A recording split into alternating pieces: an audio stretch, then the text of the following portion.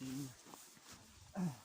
no kõigepealt see istik, et kui keegi plaanib istutada, siis ta läheb ju vastu istikutele. Ja nüüd kuidas siis seda istikut valida, et oleneb siis kas tegemist on siis metsapuuga või viljapuuga, viljapuud eriti suured ei ole, metsapuu istikud on tihtipeale suuremad. Ja nüüd alati võiks siis vaadata, et kui suur see juurepall on, et kas see on istiku kasvuga nagu enam-vähem kooskõlas, et siin mul on näidata üks ebakvaliteetse juurestikuga istik, et vaadake, kui kõrge see istik on. Ja siin on siis põhjus selles, et see on olnud konteineris ringi istutamata, istik on kasvanud, ringi istutatud ei ole. Ringi istutamist me nimetame ka koolitamiseks siis, et järjest vahetatakse see väiksem konteiner suurema vastu, et see juurestik saaks siis välja areneda. Aga siin me näeme, et ta on olnud väikses konteineris ja kui tekib juba selline keerdjuurestik, siis sellest istikust enam sellist istikut nagu elumist saanud. Mis tähendab konteiner? Konteiner võib siis olla kas siis pall, mis on erinevad, kasutatakse erinevaid materjale, et on kangad ja on sellised, on ka sellised plastkonteinerid vahelised. Ehk siis lillepotid? Noh, istutuspotid? Jah, nimetame seda istutuspotiks siis ikka. Nüüd, kui see istik osta, siis alati tuleks siis enne istutamist kõigepealt tuleks üles otsida see juurekael. Et vahel on niiviisi, et puukoolis see juurekael mehaanilise ringi istutamise tulemusena on sattunud mulla sisse ja siis see juurekael tuleb alati vabastada. See on üks peamisi põhjusi, mis istikud nagu välja lähevad ja ära surevad. Et juurekael on mulla sees 5 sentimeetrit või 10 ja sellest juba piisab, et istik ei kasva ja jääb tõdema. Ja eriti oluline on see viljapuude juures, et pooke koht on siis see, mis peaks kindlasti jääma maale.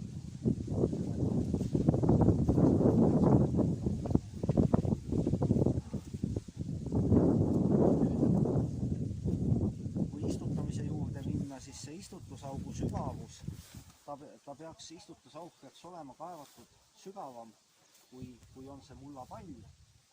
Aga siis sinna alla tuleks panna värsket mulda ja kindlasti see muld tuleks seal all tihendada, et see istik hiljem ei vajuks. Ja see tuleb sättida siis nii kõrge, et see juurekael jääks ilusti maa peale. Noh, kui me nüüd siin vaatame, siis siin on hea näide selles mõttes, et see maapind ei ole siin tasane, see on kallak. Ja kui me tahame, et see istik siia ilusti nagu paika saab, siis me peame päris palju seda täitma, et see juurekael jääb siis sellele kõrgusele, kui see teeterv on. Nüüd, kui istutust alustada, siis istikud on erinevate suurustega, aga kui on võimalik, kui see juurepall on väike ja istik on väike, siis võiks ta kasta selle juurepalli või konteineri ja oodata nii kaua, kuni õhk sealt kõhumullid kõik välja tuleb. Õhk väljub sealt pallist ja siis arutada ta lahti, panna ta oma istutuskohta.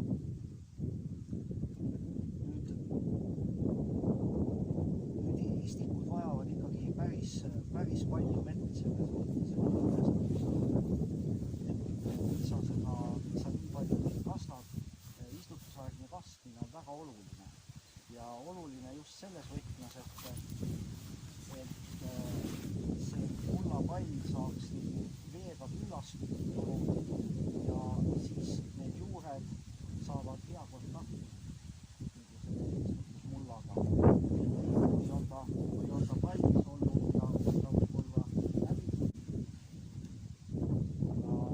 Ja mis on selle sügisese istikus eelis on see, et kevadel kui istik on juba mullased, siis ta selle talvise veevahuga kevadel ilusti kõik ära.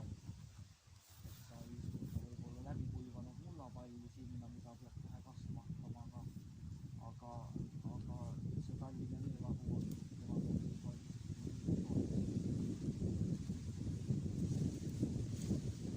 mis siis väga oluliseks mina pean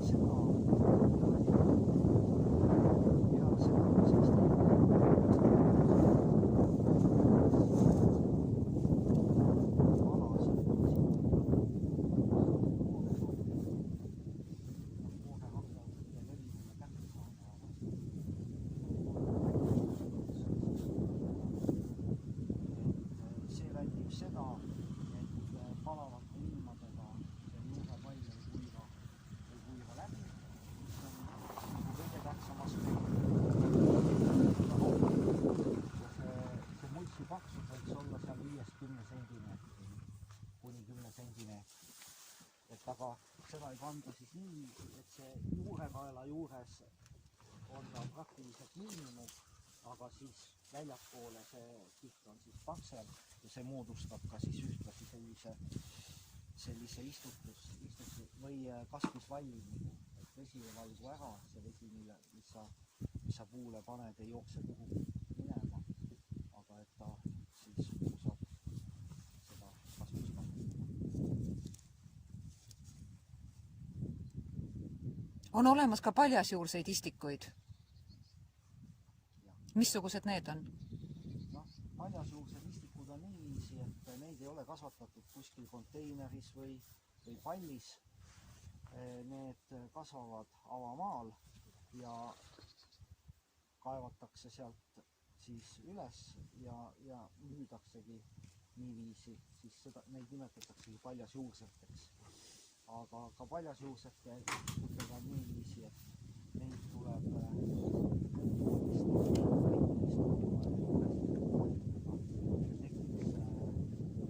korralik narmas juurestik siia, ütleme selle juurepalli sisse.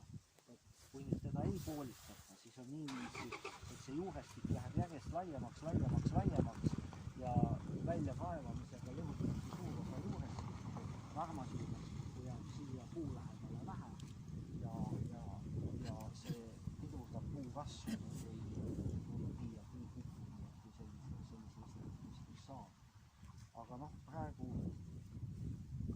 on see kaheti, et on neid puukoole, kes nagu koolitavad oma istikuid, aga ma tean, et on ka neid, kes väga ei koolita.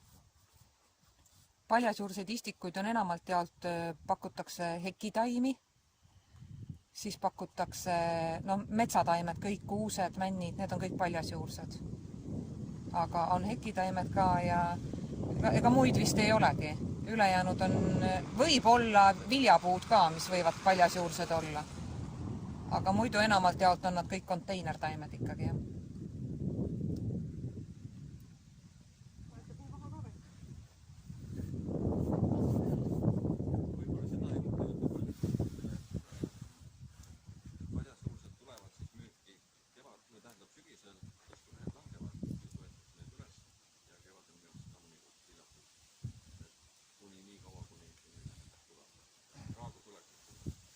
Istutamine toimub paraagusolekus, jah.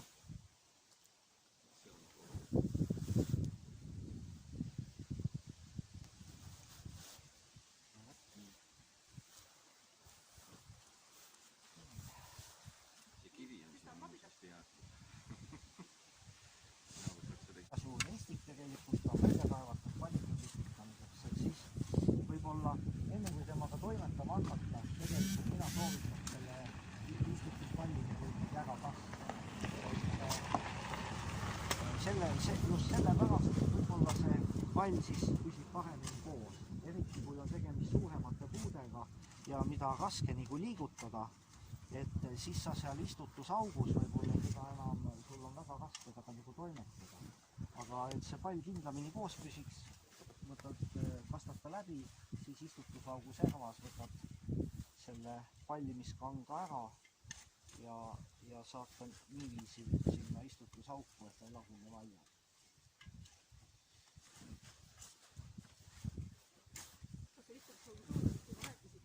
Ei, istutusaugu suurusest jah, ei rääkinud.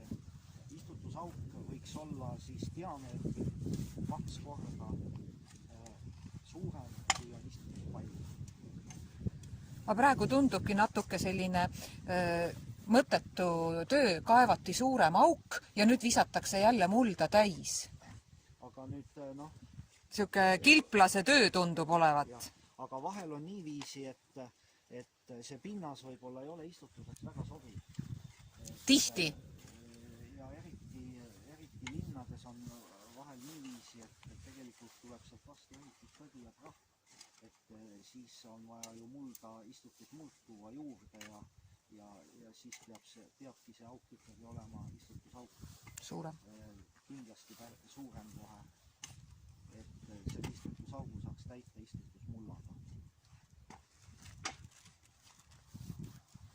Üldjuhul puid ei, kodus võib-olla kasutatakse orgaanilist väetist, aga üldjuhul puid ikkagi ei väetata, et istutatakse ilma väetiseta, aga võib ka väetada, aga selleks siis tuleb kasutada madala lämmastusega väetist.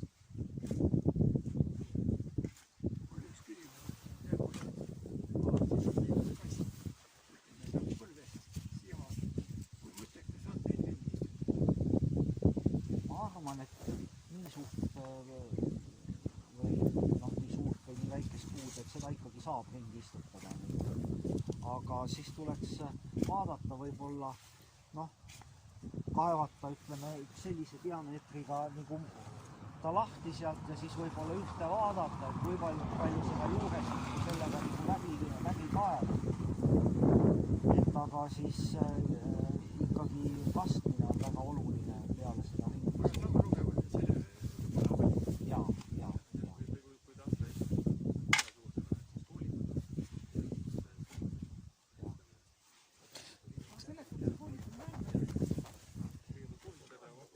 Aga see koolitamine jah, see on siis niiviisi, et kaevataksegi labida sügavuselt, kaevadki ta selles vääris läbi.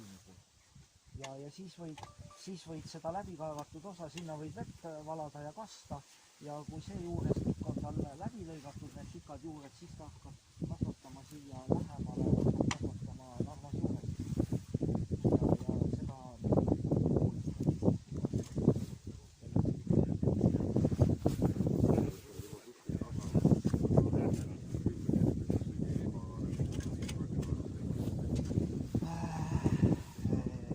Ja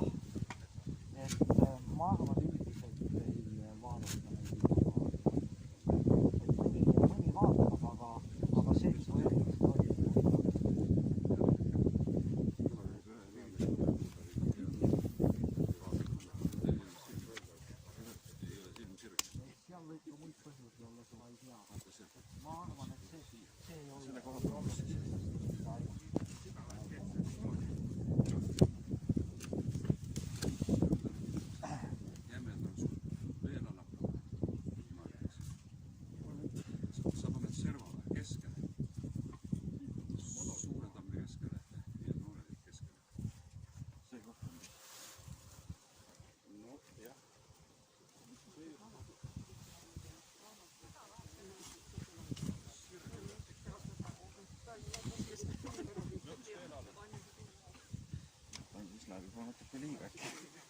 Kuulame vanemaid ja targemaid, teeme nende maa, teeme nii, nagu nemad soovivad.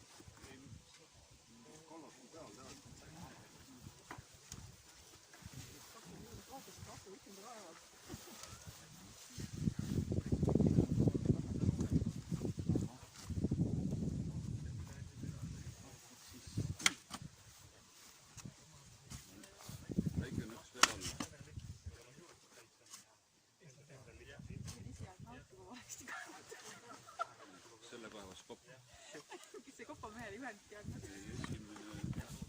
Kopameest ei ole kahjuks praegu siin ka.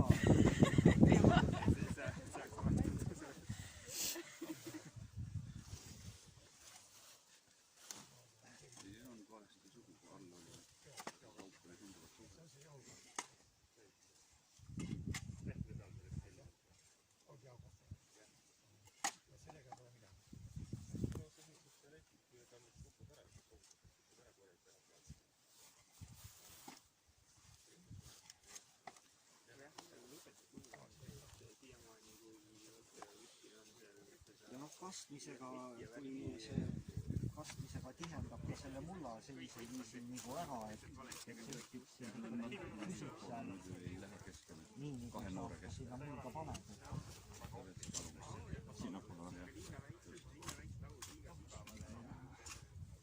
Noor on Vanatamme keskel.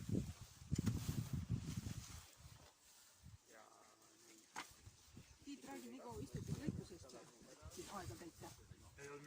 Teie ka ise rääkida? Okei, sorry. Te ei olnud ära istutud, siis me räägime ausalt. Olgu, selge. Siin teid on käest ära võtta siin. Nii. Mida tehaksegi valesti, istutatakse sügavamale ja siis ta tekitab selle probleemi, et puu ei juurdu korralikult, vaid ta hakkab tüvele kasvatama uusi lisajuuri. Ehk uued juured tekivad siia tüve peale. Siit hakkab tulema uus juur.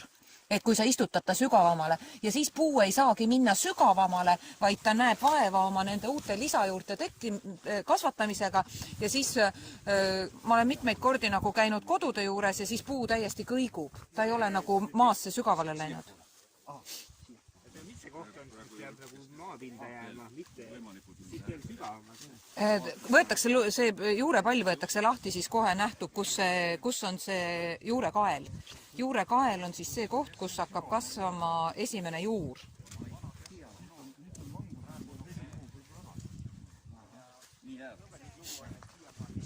Nii.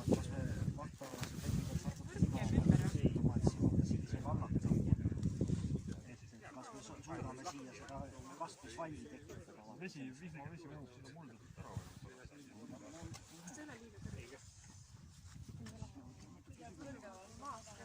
See loomukaal ongi see, et sealt juured algavad sealt maapinda, aga see on nagu see sama. Siin on vaata ebatasane.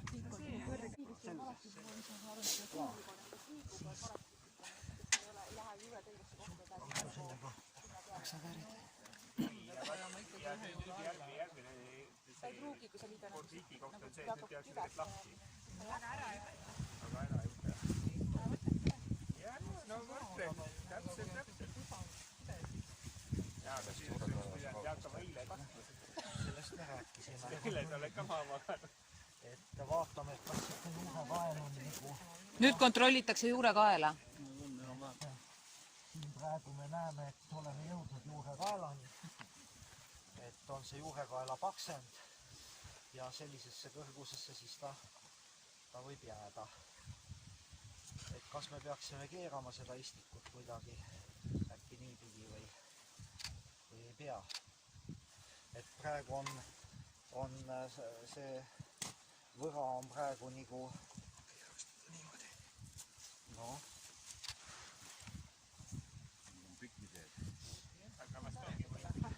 et vahel müüdakse istikuid ja öeldakse, et see pallimiskangas, et see on ise lagunev ja et võib istutada koos kangaga ja on ka sellist kangast tegelikult olemas, aga mina soovitaks alati ära võtta.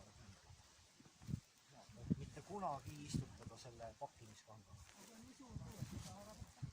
Siis tehtakse niiviisi, et lõigatakse see kangas pealt läbi ja see suhutakse sinna istutusaugu põhja. Või ka võetakse nii palju välja, kui saab. Lõigatakse jah, ära ja alla jääb, toetuspinna edasi jääb. Aga võimalikult palju ole. Ja siis alati muidugi pealt need sõlmed ja sellised asjad need lõigatakse alati. Kui on ka nii suur, et ei ole võimalik. Igale saaks kunagi rääkida.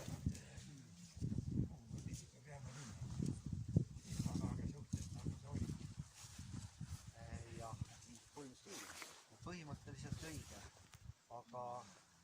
puukoolis koolitataksegi neid ja neid pööratakse nii ja teisipidi. Iga istutamisega neid keeratakse teistmoodi. Just see ongi koolitamine. puukoolitaim on tõenäoliselt kõik ilmakaared ära näinud. Ja temal ei oma enam tähtsust, kuidas ta on. Aga teie kass, kui teie küll oma kase sealt põlluservalt võtate, siis ma arvan, et teie peaksite küll jälgima seda ilmakaart. Kui loodusest võtta puu, Jah, täpselt. siis võib seda jah. Ja, aga koolitatud taimed, mis on puukoolist võetud, see tähendabki seda koolitust, et temal on pööratud see elu pea peale tegelikult. Istiks läheb siis augus, nagu ta nüüd läks, kinni talatud põhja peale, eks ole, et ta ei vajuks enam. Ja kui ta seal nüüd on, siis tuleb veel kontrollida seda, et kus see juurepeal siis on ja lubatud on kõikumine ülespoole, aga kindlasti mitte allapoole. Võib-olla ta tulevikus natukene vajub, et ta siis jumala pärast ei jää jälle allapoole maapinda, vaid ikkagi siis vajub õige koha peale, õige kõrguse peale. Nüüd, kui ta siin on, siis on hea, kui on abilisi, et siis saavad eri suundadest vaadata, et siis ma ajan siia natukene alla, seda ma sinnapoole natukene pealt, ei, ära võta, lihtsalt seda tüve.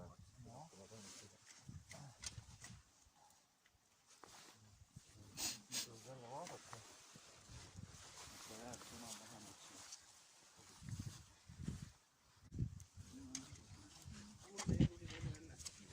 No seda ma mõtlesin, et see kallaku koht on siin kaldu. Mul on lootusetult vähe. Alguses küll nagu üle arvata. Aga ikka kive on nii palju. Seda kastusvalli ei saa üldse teha. Siit ei ole midagi kätte.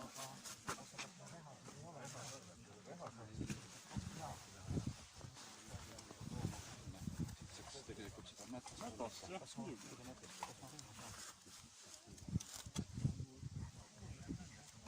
tegelikult, mis ma võin veel öelda, siin ka Lõpetame siin ära, Tiit, siis teeme. hästi täpselt sama teema, et alati istutamiste juures on see, et muuda tuleb. See on nagu mingi Murphy seadus. Aga mida me peame siin siis tegema praegu, et me lähme reha tooma, aga me peame talle tegema ühe sellise kastmisvalli, et siis me saame ta hiljem ära kasta, valame talle vette, et vesi minema ei voola ja enne külmade talvede tulekut tuleb kastmisvalli sisse teha tegelikult üks vahe sisse, et see vesi, mis koguneb siia tüve juurde, et siis see saaks kusagilt ära voolata, et ei tekiks siin seda jäätumist. Et eks me siin lõpetame seda istutamist, et pärast saab korra veel siit läbi tulla ja vaadata, kuidas siis on lõpetatud, aga teised saavad alustada siis puu hoolduslõikusega.